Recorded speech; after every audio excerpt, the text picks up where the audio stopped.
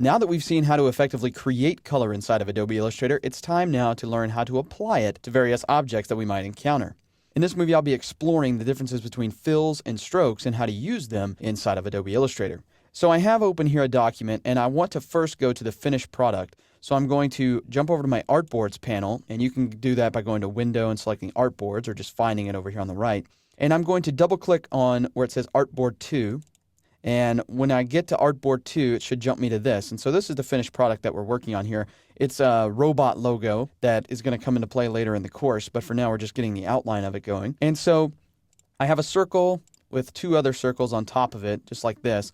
And the appearance of these objects is controlled through something called fills and strokes. The rings that surround the orange circle have a stroke applied to them. And a stroke is nothing more than a border that goes on top of a shape and surrounds the outside of it. You can see here when I click on one of those, the fill is actually set to none. You can tell it's set to none because it's got white and a red line through it indicating there's nothing there.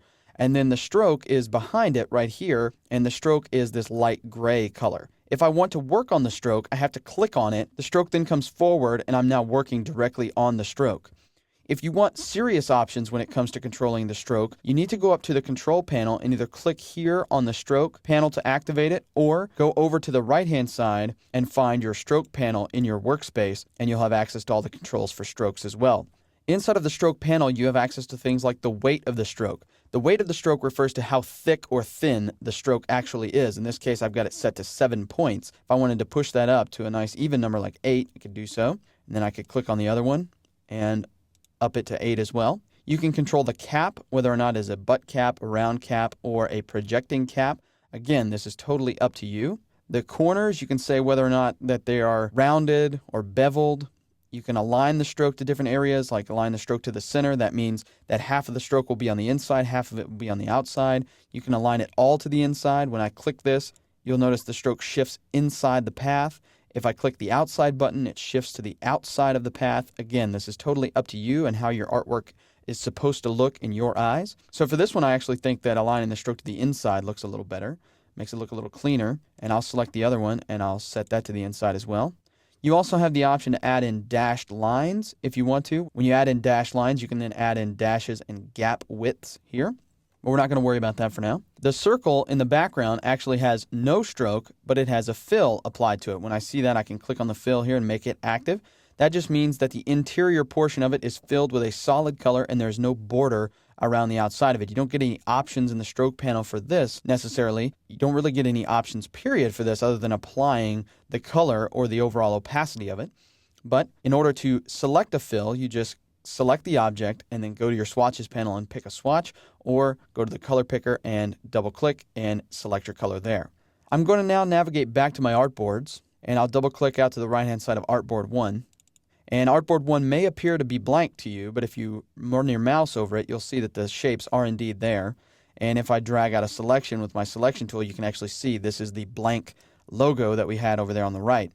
And so what I'm going to do is I'm going to come out here and I'm just going to find one of the circles and find the other one and hold down Shift and click it as well. You have to do that with your selection tool. And once I have both of those selected, I'm then going to target the stroke of both of those simultaneously by clicking on the stroke here. And then I'll come over to the swatches panel. I'll select a light gray color. Doesn't matter which gray you select. And then in the control panel, I'll increase the size to 8 points, just like I did before.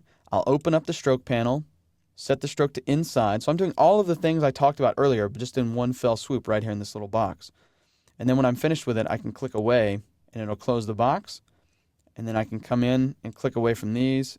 Then I'll find the circle. And by the way, if you don't see the circle, like when I mouse over it like this, if you don't see that, that means you have Smart Guides turned off. And so you may want to go up to the View menu and go and make sure there's a check mark next to Smart Guides, because that's going to enable you to see these little shapes. So once I have this shape selected, remember, no stroke here, so we're just going to click on the fill to activate it. Go over to the swatches, and I'll pick a nice burnt orange color, just like that. And so now, if I compare the two, I'll zoom out a little bit, pan over. They look pretty good. Almost exactly the same. I think the gray on the right-hand side is a little lighter than the one on the left, but that's okay.